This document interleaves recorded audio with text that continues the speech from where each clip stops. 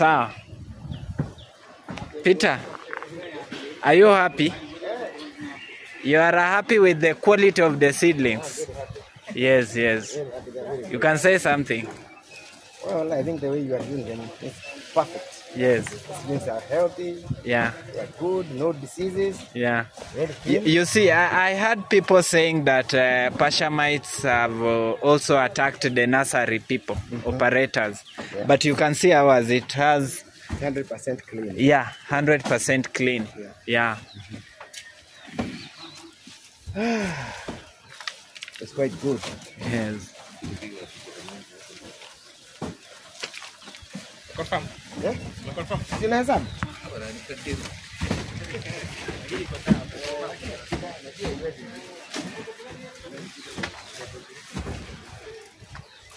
Mnapanga vizuri kuchonja.